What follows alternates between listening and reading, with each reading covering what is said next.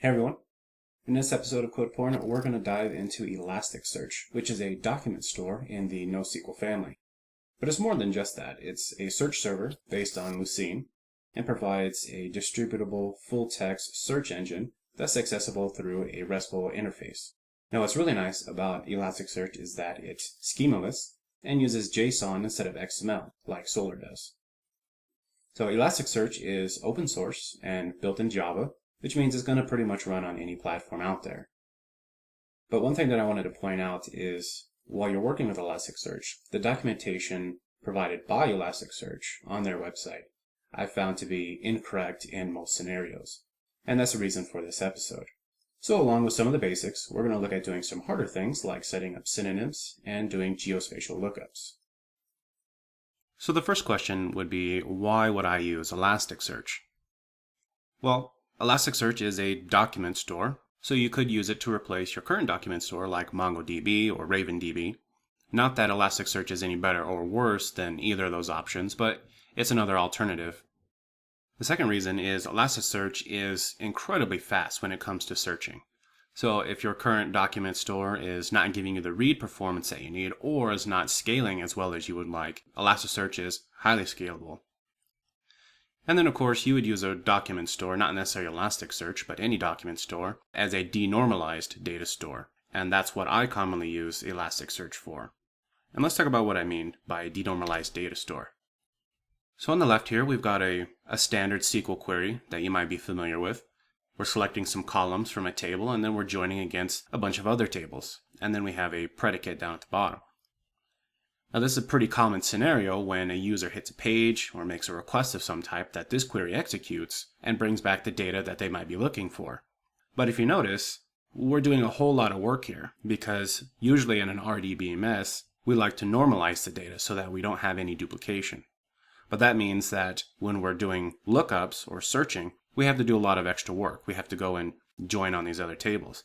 Now this query here, we're joining on 4 other tables.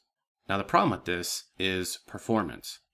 Now not that this query couldn't be optimized for fast read performance through indexes or some other mechanism, but what happens later on down the road when you need to add more data, the projection changes, or the data that you have is growing into the tens of millions of records? What happens to performance at that point? So instead, what we would do is we would execute these queries and pull back all of the data that we would want beforehand, and we would convert them into these JSON documents like you see over on the right. And then these documents would go into our document store. That way we're only doing the work once, and then we can search against our document store instead of SQL, and that frees up SQL to do other operations that might be more important than searching. Now this becomes way more important when you have queries that do like aggregation, data aggregation. So for example, if you have a list of products and you need to get back the average rating that users have given those products, you would need to do some kind of aggregate function like a sum or a max or something along those lines, average, and then you would have to return those results. But again, over time, as your data grows and you get more and more of these rating rows, your query performance is going to slowly degrade. So again, that's where document stores come in. You can do the work once, and then you can store the results in these document stores and then search against the document store. The whole goal here is to increase your read performance. So let's talk about how we interact with Elasticsearch through its RESTful API. You'll be using a basic URL structure to do that. The first piece is your server. That's just where your Elasticsearch instance is hosted. Now you'll notice that the default port is 9200. The second piece is your index. And again, the index can be named whatever you want. We're going to be working with locations in this episode. So our index is going to be called places. And then the third piece is the document type. You can have multiple document types within an index. So for example, we've got under our places index, we've got restaurant, museum, and park. So each one of these documents will contain specific data related to either a restaurant or a museum. And then from here, we would either use HTTP gets, posts, deletes, puts, and then our payload would be some kind of JSON structure. And we'll see that as we get into it. So to get started, you have to first download Elasticsearch, and you can do that at elasticsearch.org. Go to download. Now again, Elasticsearch is built using Java, so it's going to run pretty much anywhere. So we'll go ahead and just get a zip because I'm running on Windows.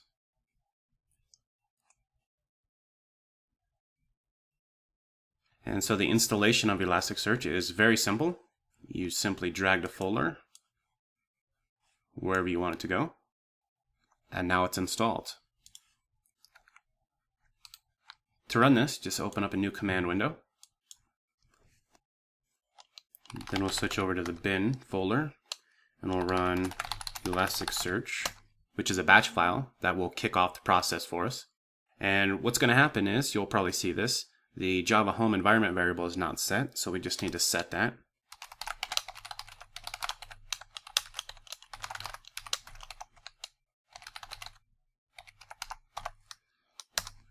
Okay, now you'll probably want to set that up in a more permanent basis. I'm just going to set it up here as a temporary fix.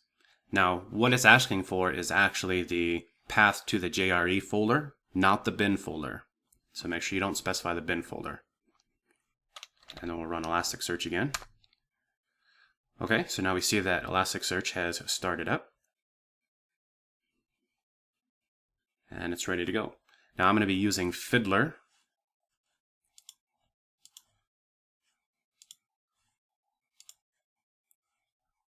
in this demo. Now at this point we don't have any data in our indexes. We don't even have indexes, so we'll have to create indexes. But that's not a hard thing to do. So what we're going to do is we're going to use the composer in Fiddler. We're going to type in the URL, localhost 9200, places, which is our index, and then restaurant, which is our document type. And I've got some data already stored over here. We're just going to post in this data, and I'll show you what the data is first. This is just a document to describe different restaurants. We've got some Italian restaurants and Mexican restaurants, and we've got 4 total. We've got 2 on the West Coast in California, and we've got 2 on the East Coast in New York. Now I found these on Google. I've changed the names. I've never been to any of these places, so if you look them up, I have no idea what they are, if they're good or not. So we've got a name, we've got a description, an address, and you'll notice that this is a nested type here, or nested property. We've got the location with geo coordinates, and we're going to talk about that towards the end of the episode. We've got tags to describe certain properties of this restaurant, and then we've got a rating, and this rating is just something that I made up. So over in Fiddler, we're going to post our data, and make sure we're going to do a post. We're going to post it to places/restaurant, and we're going to execute. And you'll see over here we've got a 201. I'm just going to post in some other data.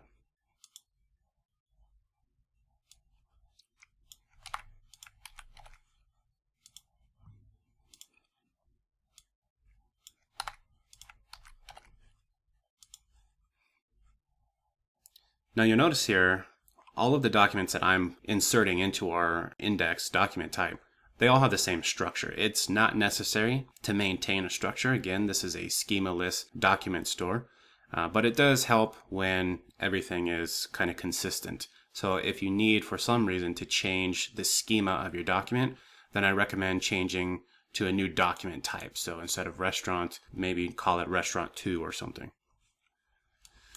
So now we've got 4 restaurants in our index. So now what we can do is start querying against it. And the first query, we're going to do a match all query, which is going to return all of the results or all of the documents inside of our index. So what we're going to use is a ElasticSearch DSL, and it's just a JSON format. We start off with query, and then underneath that we give it the type of query that we want to perform, which is a match all, and then there's no parameters for the match all. Copy this, and then I'll just paste our query in here in the request body. Now before we actually execute this, we need to change the URL, and we need to add _search to the end of that, and that lets ElasticSearch know that we're actually making a search query. Now if you don't put the search at the end of the URL, what's going to happen is this is going to actually end up as a document in your index, and that's not what you want. I do that quite a bit, so make sure you pay attention and add search at the end of that. So now we'll go ahead and execute the search. And when we do, we see some results come back. Now the format here, we see shards. This is information about the different shards that have been used to perform the search. We're not going to talk about sharding, but you can go ahead and Google that. It's pretty important when it comes to document stores and scalability. We've got our hits, and then we've got some additional information here. It took 20 milliseconds to perform that query. Did not time out. So inside of our hits, you'll see some metadata. We've got a total of 4 results that came back. Now max score, when it comes to Lucene will give each result a score based on relevance of your query. We're not going to talk about that, but this gives you the maximum score that a document has received for its relevance. And then you can see that actual score inside of the document. So inside of this, we see some data here, ID. This is auto-generated when you insert the document into ElasticSearch, into the index. It tells us which index this document came from, the score, and then the document type.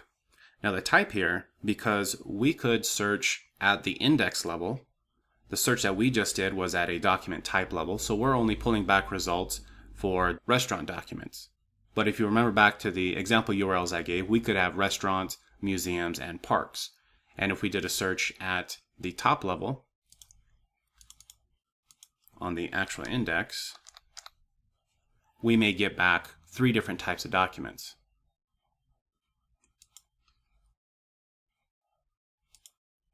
So this tells us what type of document we're actually looking at. If you're pulling this into some other application that you've written, you could use this to filter the results. And then of course the actual source. This is our data that we're actually looking for, our document. So you see we've got address, we've got our description, best tacos in SoCal, we've got our location information, which is our geo coordinates, our name, rating, and then our tags. So this is all of the document data here underneath the source. And then we can just go down the list. Each one of these is a hit. And because we only have 4 documents, we returned all documents. But again, we've got 2 different types of restaurants here. We've got Italian and we've got Mexican. But let's say that we're in the mood for tacos instead of spaghetti. So let's change up our query. Instead of a match all, let's actually look for tacos. And to do this, we've got our query structure. Under that, we have query string. And then underneath that, our actual query, which is going to be tacos. So we'll go back to Composer.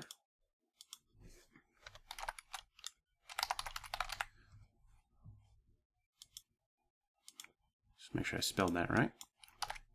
Pop in our query, execute. And we see in our results, now we only have 2 results that came back out of the 4 documents that we have, because again, 2 of them are Italian. They don't have the word taco anywhere in that document.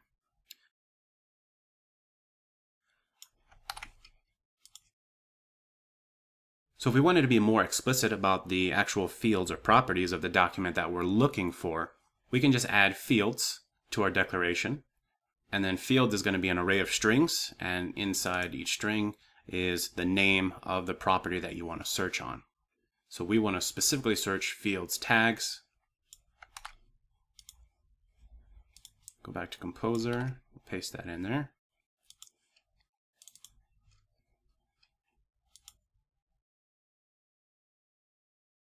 And we still get back the same 2 results that you see. We're searching tags, which has tacos,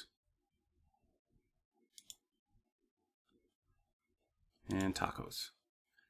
But to give you a better example, let's change it to only search name. Because both the documents have tacos in their tag declarations, but only one of them has taco in their actual name. So we'll come back over here, and instead of tags, we'll just type in name. Go back to Composer, paste our query, we'll execute. So you notice that we got 0 results back, and that's because I'm searching for tacos when we want to search for taco.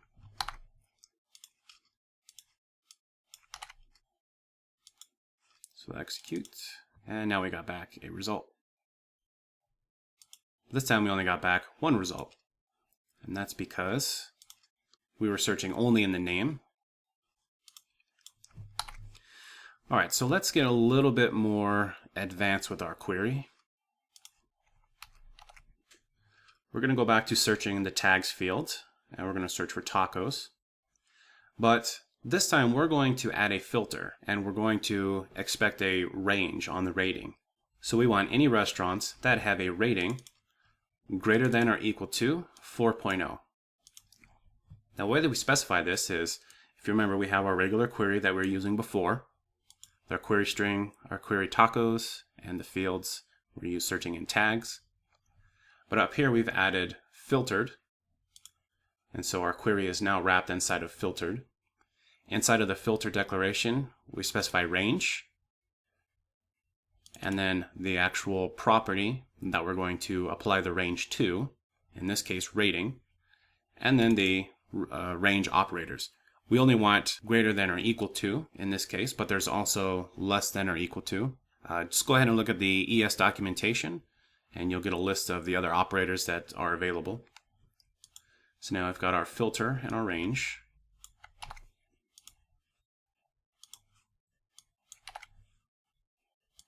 Execute that. And we're still getting back two results. We see one has a 4.3 rating, and the other one's got a 4.0. So if we modify our query to instead give us anything that has a rating of 4.1 or greater, now we only get back one result. So ES has a filtering ability that's really nice. You can do a range on, of course, numbers like we just did. You can also do a date range, just as you can in SQL Server. And there's various other filters that we'll be looking at, like Geo Distance, which we'll see in a couple minutes. Now, you don't have to have a query to apply a filter. And in this example here, we've taken out the query, so all we have is our filter, our range. And what we're going to do is look for any restaurants that have a rating of 4.0 or greater. So we'll come back here to Composer, execute. And now what happens is we get back three results. Even though we have four documents, one of the restaurants has a 3.5 rating, so we're only getting back three results. But if you remember, I said we have four restaurants listed. Two of them are on the West Coast, and two of them are on the East Coast. So let's say that we want to search for only documents that have a rating of 4.0 or greater and are in New York. So we still have our filter, just as we did before. We've added back our query. But this time we're using match. And we're telling it to match the address.state. And then we're looking for New York or NY.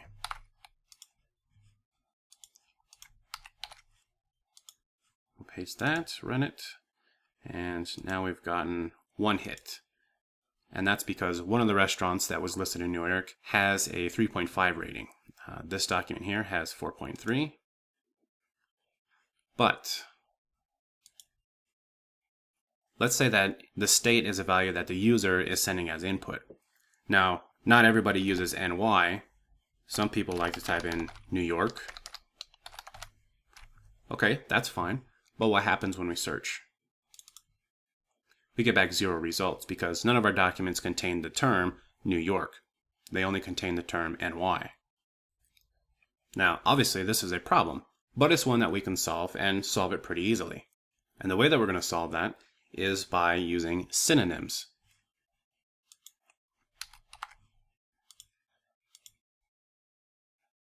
So in order to set up synonyms, we're going to have to do a little bit of configuration, but it's not hard.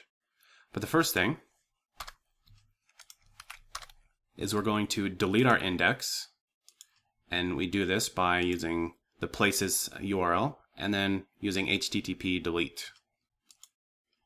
Okay, now our index and our document types have all disappeared. We've deleted them. The next thing is we need to set up a synonyms file, and we do that by just adding a new text file.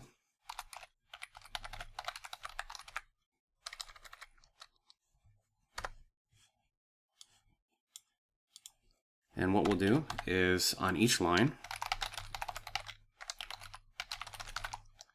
we'll type in the terms that we want to add synonyms for. So we've got New York, NY, and Big Apple. And then we'll do one for California just for good measure. We'll type in SoCal for Southern California and NorCal for Northern California. And then again, you would type in any variation that you would want to associate with CA or California. So if you have a local area, if somebody has a nickname for it, you would type in the nickname and apply that as a synonym. Okay, we'll save this file. And now we're done as far as that is concerned. But now we have to rebuild our index. And we have to do it in a certain way. And what we're going to do is we're going to apply settings when we build our index. And we're also going to apply some mappings, but we'll get to those in a second.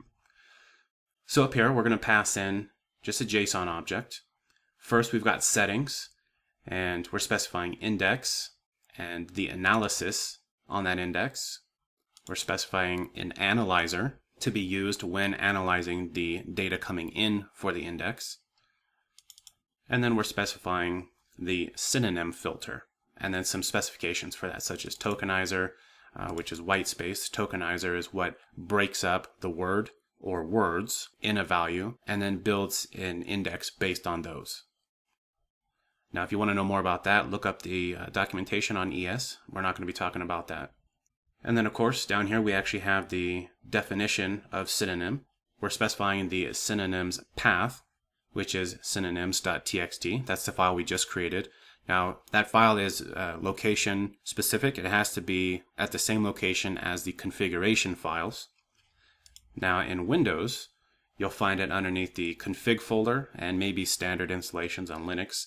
But in some Linux installations, I have found them separate from where ES is running under the etc/ElasticSearch folder. So you might find it there. And then we're telling it to ignore case. So we don't want case-specific synonyms. And then that's our settings for our index. There's a ton of other settings that you can apply here. As you need them, just look them up in the documentation. We're not going to go over any more beyond the synonyms. Now down here we've got mappings. Mappings are describing the type of data that comes in to the index. Now it's not necessarily the schema, because it's schemaless, but we're giving some hints and information about the properties on the documents. Under mappings, we have restaurant. That's our type. Down here we've got properties, and we're specifying that address.state. The type is a string. Now this could be a date if you have a date field. It could be number or an integer if you want to do some other analyzing on that specific numeric field. And then we're telling it the type of analyzer to use is going to be a synonym. And down here we have a definition for location, if you remember, had a set of geocoordinates. And we're actually specifying that this type is geopoint. And this is going to allow us to do some geospatial lookups that we're going to see in just a minute. Okay, so that is the properties for the restaurant document type. Now you'll notice this _all. What this does is it adds _all as a type of property that you can apply when you're doing a search in a query. So instead of looking for a specific field, such as name or tags, you could specify _all, and it'll look in all of the properties, which it won't do normally. So that could come in handy. Now to turn that on, you just specify _all, enabled as true, and you're good to go. So I'm just going to copy this. Now remember, we deleted our index. To rebuild our index, we're just going to post our settings to it. Okay. And nothing's going to come back except for acknowledged equals true, so that's fine. Now we have to put our data back in here. But the problem is, even though we only have 4 documents, it would take us a few seconds to add it back in. If we had a large amount of data that we needed to get in, or we are automating the data going into our index, we need a more efficient way of doing that. And of course, there is a more efficient way of doing that, and we're going to do that using the bulk API. Now what I've done here is specified each one of the documents that we had for the restaurants. I've just flattened them out so there's no line breaks, because the bulk API uses line breaks to denote a separation in records. Now in between each record, you need to specify the index and some properties. It's not necessary for us to do any of that, so we're just going to go ahead and make the index definition with no properties in there.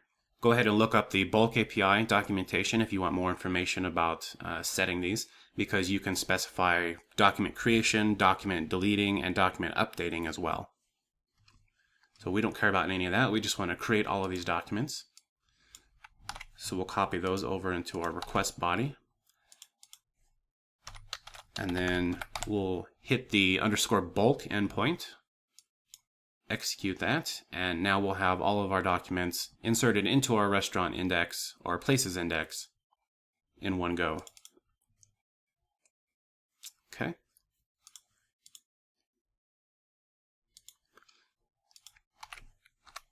So let's go back to our previous query.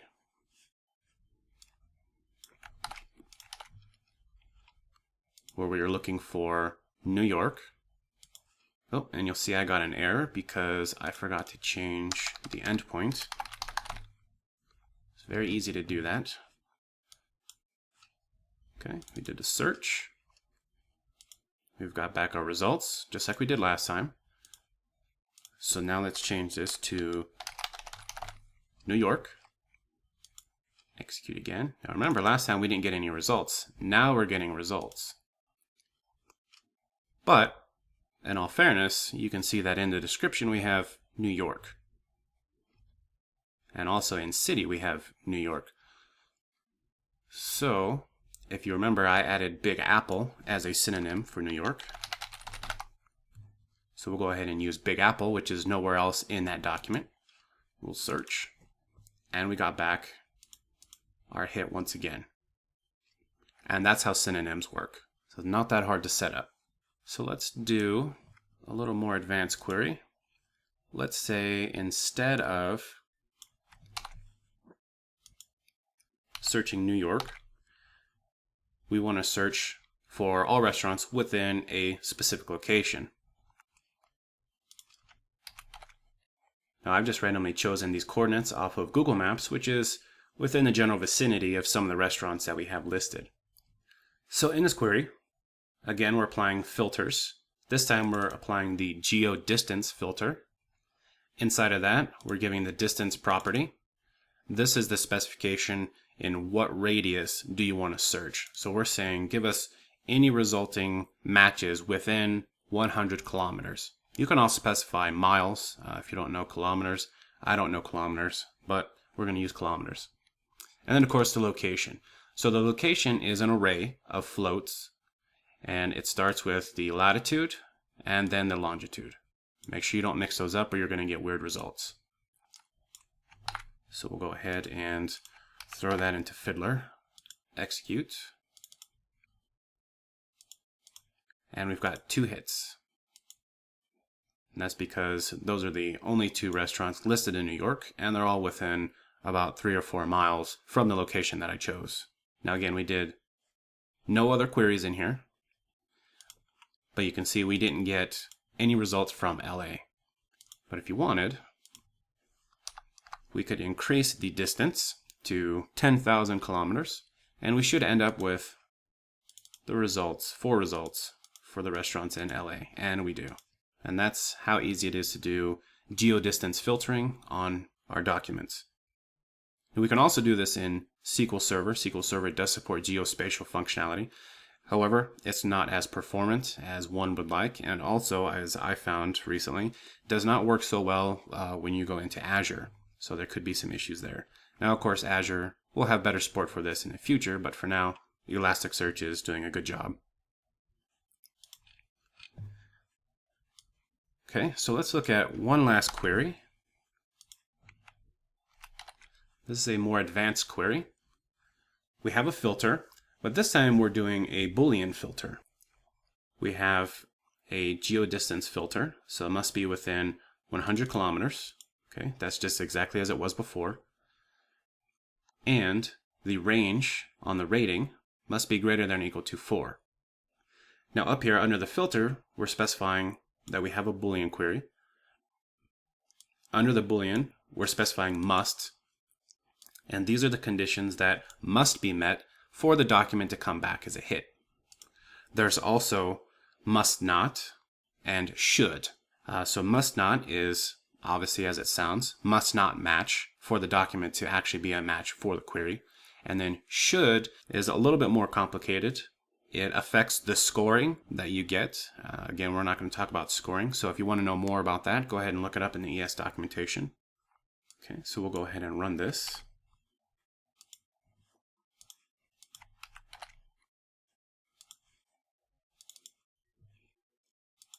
And again, we get back only one result, because even though both restaurants are within the distance of 100 kilometers from the location that we specified, only one of them has a rating above 4.0.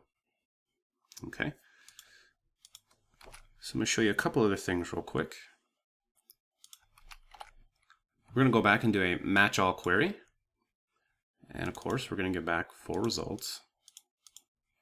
Right? But instead of actually getting back the results, if we only want to do a lookup to see how many results would come back, we could use _count endpoint and execute that. And we'll get back just a simple JSON result, count of 4, and then of course information about the shards. Now if you're concerned about pagination, pagination is really easy to do. We just apply size in the query string. Size is the number of records that you want to come back per page. So if we specified 20, we would get back 20 records per request. Now to specify where we start from, we specify from. So if you wanted the first 20, you'd specify 0. If you wanted the next 20, you'd specify 20, and so on and so forth.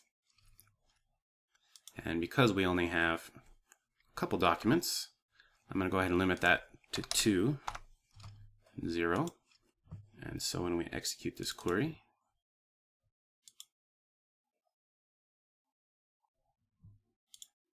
you'll see that I messed it up, and because I forgot to add the search endpoint. And so now this is a new document inside of the places index. So now we'll have 5 results. So I added search. Let's go back and run the search again. Okay. See, we have a total of 5 because we added that document by mistake, but we only got back 2 results. So what's nice about this is you don't have to do a count to see how many total records and then do some kind of math on that. It'll give you the total number of results that would have come back, and then you only get back the number of results that you want. And that's how you do pagination. Alright, that's it for this episode. Be sure to subscribe to our channel, follow us on Twitter and Facebook, and visit codeporn.com when you have nothing better to do. If you have an idea for an episode or want to be a guest on an episode, send an email to codeporn.show@gmail.com and let me know. Thanks for watching.